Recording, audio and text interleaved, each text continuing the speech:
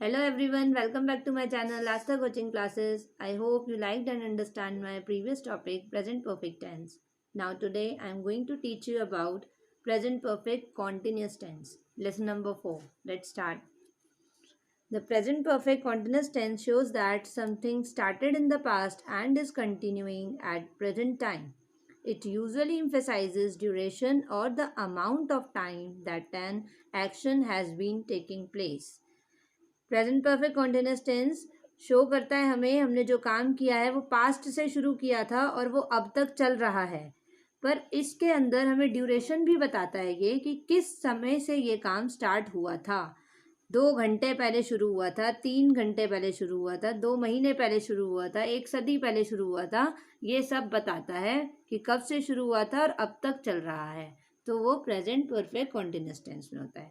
और सिर्फ continuous tense में क्या होता है कि जो काम अभी चल रहा है उसके बारे में बताते हैं। ठीक है, अब इसका फॉर्मूला इसका क्या होता है।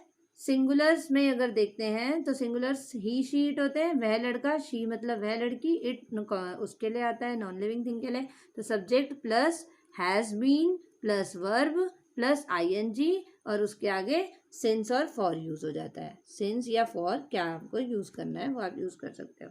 अच्छा, इनकी पहचान कैसे होती है प्रेजेंट परफेक्ट कॉन्टिन्यूअस टेंस की, कि पहले से ये काम मैं करता आ रहा हूँ, वो करते आ रहे हैं, पहले से काम करती आ रही हूँ, करता आ रहा हूँ। तो ये इसकी पहचान होती है कि ऐसे वाले सेंटेंसेस जब आप बोलते हो तब आपको प्रेजेंट परफेक्ट कॉन्टिन्यूअस टेंस में ये फॉर्मूलेस का यूज़ करके ऐसे इस्तेमाल करना है ग्रामर में। तो सिंगुलर का मैं आपको दे रही हूँ ऐसे एक एग्जाम्पल, वह 2 घंटे से प्रश्न हल कर रहा है। तो ही हैज़ बीन ही कौन है, सिंगुलर है, ही सिंगुलर वाले के साथ सब्जेक्ट, फिर हैज़ बीन तो हैज़ बीन लिखा, वर्ब है सॉल्व, आईएनजी लग गया, सॉल्विंग क्या कर रहा था, प्रश्न हल कर रहा था, प्रश्न को बोलेंगे द सम्स। ठीक है, कब से कर रहा था, 2 घंटे से, तो फॉर 2 आवर्स। ठीक है, ऐसे एक प्लूरल का एग्जाम्पल, तुम 4 बजे से पढ़ रहे हो। तो तुम क्या है, प्लूरल है, सब्जेक्ट आ गया यू, हैव बीन आ गया, ठीक है, वर्ब है पढ़ना मतलब रीड, वर्ब के साथ लग गई आईएनजी, रीडिंग, कब से, 4 बजे से, तो 4 बजे से टाइम बता दिया एग्जैक्टली, तो सिंस 4 o'clock। समझ गए होंगे आप। अब usages of for and since, आपको फॉर और सिंस का यूज अगर पता होगा तो इजी हो जाएगा आपको लगाना कि किस सेंटेंस में हम फॉर लगाएं, किस में सिंस लगाएं, यही समझना होता है। तो इसके लिए मैंने स्पेशली आपको ये लिख के बताया यहाँ पे कि हम फॉर यूज करते हैं to talk about a period of time, 3 hours, 2 months, 1 decade। अगर ऐसे हमें टाइम बताया जाए अपने सेंटेंसेस में कि 4 घंटे पहले, 10 घंटे पहले, 2 महीने पहले, 1 सदी पहले से ये काम चलता आ रहा है अब तक, तब हम फॉर लगाते हैं। लेकिन we use since to talk about a point in past time. Since हम तब यूज करते हैं जब हमारा काम पहले से चलता तो आ रहा है, लेकिन कैसे टाइम बताएंगे उसमें वो कि 9 बजे, 1 जनवरी, 2 अक्टूबर, मंडे, थर्सडे, अगर आपको ऐसे बताया जाएगा टाइम एग्जैक्टली डेट के साथ, डे के साथ एग्जैक्ट क्या टाइम हो रहा है ये बताया जाएगा, तब आप सिंस यूज़ करोगे। पर 4 महीने, 4 साल, 8 साल ये बताए जाएंगे तब आपने फॉर यूज़ करना है। ये इसमें डिफरेंस है। अब आप ग्रामर की बुक्स लेंगे अपनी और उनमें इन सेंटेंसेस की इन्हीं फॉर्मूलेज के बेस पे प्रैक्टिस करेंगे और उसमें फॉर और सिंस का यूज़ इसके अकॉर्डिंग लगा के देखना जैसे मैंने आपको बताया है, तो आपका यही पॉइंट क्लियर हो जाएगा कि सिंस और फॉर का यूज़ क्या होता है और ये फॉर्मूलेज कैसे प्रेजेंट परफेक्ट कंटिन्यूअस टेंस में यूज़ किए जाते हैं। अब यहाँ पे प्रेजेंट परफेक्ट कॉन्टिन्यूअस टेंस, यहाँ continuous tense are divided into 4 categories, affirmative, interrogative, negative और इंटेरोगेटिव नेगेटिव। आप चाहो तो इसका स्क्रीनशॉट ले लीजिए। ये मैंने आपके लिए इजी वे में करने के लिए सबके फॉर्मूलेज बना के लिखे हैं। अब आप इनकी भी प्रैक्टिस ज़रूर करिएगा, अपनी अलग बुक से, ग्रामर बुक से लेकर के खूब सारे सेंटेंसेस लीजिए और इनका यूज़ करके आप उन्हें बना के देखिएगा, आपके लिए बहुत ईजी हो जाएगा। अब यही फॉर्मूले मैंने पीछे भी लिखे हैं, मैं आपको अभी बताती हूँ। Wait for a minute. Here, some examples are given below. Affirmative. Affirmative में क्या फॉर्मूला होता है? सब्जेक्ट प्लस हैज़ बीन और हैव बीन, इन दोनों में से एक यूज़ होता है. किस बेस पे यूज़ होगा? अगर सिंगुलर्स होंगे तो हैज़ बीन यूज़ करोगे, और आपकी सेंटेंस में प्लूरल होगा तो हैव बीन यूज़ करोगे. प्लस वर्ब की first form plus ING plus since या for according to time given in your sentence. जैसे सेंटेंस है, मैं 4 वर्षों से प्रथम आ रहा हूँ, तो आई हैव बीन, आई क्या है? सब्जेक्ट हो गया. ठीक है, वैसे आई क्या होता है? सिंगुलर होता है, पर ट्रीट प्लूरल की तरह करते हैं, इसलिए इसके साथ हम हैव बीन लगाएंगे. ठीक है, अब वर्ब की फर्स्ट फॉर्म, वर्ब क्या है इसमें? कि आ रहा हूँ, तो स्टैंड. वैसे स्टैंड मतलब खड़ा होना होता है, पर वो खड़ा होना नहीं है इसमें. ये प्रथम आ रहा हूँ, क्लास में बार बार फर्स्ट आ रहा हूँ, उसके लिए स्टैंड वर्ड यूज होता है. स्टैंड, स्टूड, स्टूड, ये इसकी फॉर्म्स ऑफ वर्ब होती है ना. तो हम ये प्रेजेंट में तुमने स्टैंड यूज किया और आईएनजी लगेगा. फिर फॉर, सिंस और फॉर में से कुछ एक चीज़ चाहिए हमें. अब इसमें स्पेशली क्या बताया कि कब से? 4 वर्षों से, 4 सालों से. पर 4 साल पहले कौन सी डेट से शुरू हो रहा है, कौन से डे पे शुरू हुआ है, ये नहीं बताया. अगर ये बताया होता तो हम सिंस यूज़ करते हैं.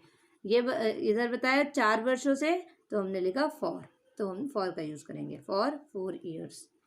ठीक है, नेक्स्ट, वह 8 बजे से पढ़ रही है, तो वह शी हो गई, लड़की. ठीक है, शी सिंगुलर है, सिंगुलर के साथ हैज़ लगेगा, तो शी हैज़ बीन लग जाएगा. ठीक है, पढ़ रही है, पढ़ने की स्टडी होता है, स्टडी के साथ वर्ब हो गई स्टडी, इसके साथ आईएनजी स्टडिंग. ठीक है, अब इसमें टाइम बता दिया एग्जैक्टली कि 8 बजे से.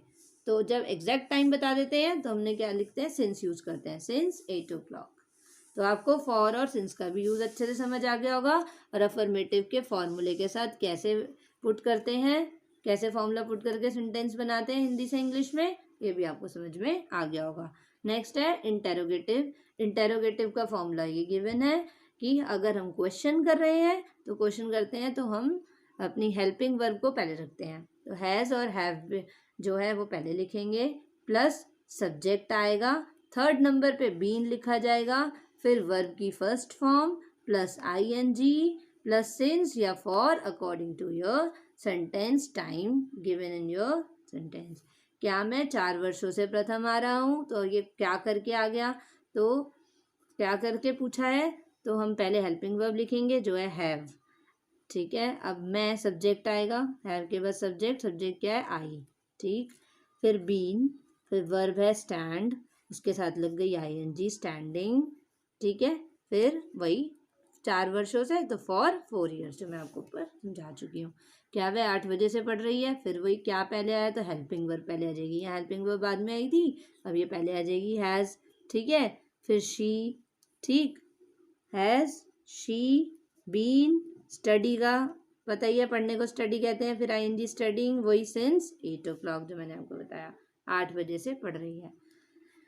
I hope you can understand both affirmative and interrogative.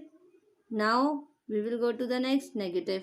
Negative मतलब नहीं में, ना वाले सेंटेंस होते हैं. मैं 4 वर्षों से प्रथम नहीं आ रहा हूँ. जब नहीं वाले होते हैं तो हम क्या करते हैं? फॉर्मूला पहले देख लीजिए, सब्जेक्ट प्लस हैज़ या हैव, वो सिंगुलर प्लूरल के according, plus not been, negative है तो नॉट बीन का ध्यान रखना है, प्लस वर्ब की first form plus ING plus since या for according to time given in your sentence. मैं 4 वर्षों से प्रथम नहीं आ रहा, तो आई जो सब्जेक्ट हो गया, हैज़ या हैव में से आई के साथ हैव लगता है, ये हमें पता है, मैं आपको बता चुकी हूँ लास्ट क्लास में कि सिंगुलर्स के साथ हैज़ लगता है, प्लूरल के साथ हैव लगता है, बट आई को ट्रीट करते हैं एज अ प्लूरल, तो इसके साथ हम हैव लगा रहे हैं. नॉट बीन, वर्ब स्टैंड है, उसके साथ लग गई आईएनजी स्टैंडिंग. फिर कब से? 4 सालों से, तो फॉर 4 ईयर्स है ना. Standing first for 4 years, for लगा है हमारा. सिंस और फॉर में से एक चीज़ लगनी थी, फॉर लगा है, क्योंकि वो 4 वर्षों से, कोई एग्जैक्ट टाइम नहीं बताया है. वह 8 बजे से नहीं पढ़ रही है, तो वही शी सब्जेक्ट हो गया, सिंगुलर है तो हैज़ लग गया, फिर नॉट बीन, स्टडी वर्ब हो गई, आईएनजी स्टडीइंग. ठीक है, सिंस कब से? 8 बजे से, स्पेशली टाइम बता दिया 8 बजे का, 8 o'clock बता दिया, तो सिंस 8 o'clock आ गया. अब इंटेरोगेटिव नेगेटिव का फॉर्मूला है, ये भी क्वेश्चन वाले होते हैं और नेगेटिव, दोनों चीज़ें साथ में होती हैं, तो इसलिए हैज़ या हैव पहले आएगा, फिर सब्जेक्ट आएगा plus not been plus verb की first form plus ING plus since या फॉर, और एंड होगा क्वेश्चन मार्क से, सेम एज इंटेरोगेटिव में हम एंड करते थे क्वेश्चन मार्क से। तो वो देख लीजिए आप एग्जाम्पल। क्या मैं 4 वर्षों से प्रथम नहीं आ रही हूँ? तो क्या है, तो पहले हैव, मैं आई के साथ हैव लगता है, पर क्या मैं है तो इसलिए पहले हेल्पिंग वर्ब फिर subject. Have I not been, verb है स्टैंड, उसके साथ लग गया आईएनजी स्टैंडिंग फर्स्ट, ठीक है, 4 वर्षों से तो फॉर 4 years। क्या वह 8 बजे से नहीं पढ़ रही है? तो has she not been, has she हो गया subject, not been studying since 8 o'clock। Okay, now we are going to do activity, it's activity time. तो आज मैं फिर से आपके लिए कुछ नया लेकर आई हूँ, जैसे कुछ एक्सक्लेमेशन वर्ड मीनिंग, सम एक्सक्लेमेशन वर्ड मीनिंग। आपने एक्सक्लेमेशन वर्ड सुने होंगे, कौन से होते हैं? जैसे हाय, हे, बुलशिट, चॉप चॉप, डैम, बोलते हैं ना वैसा।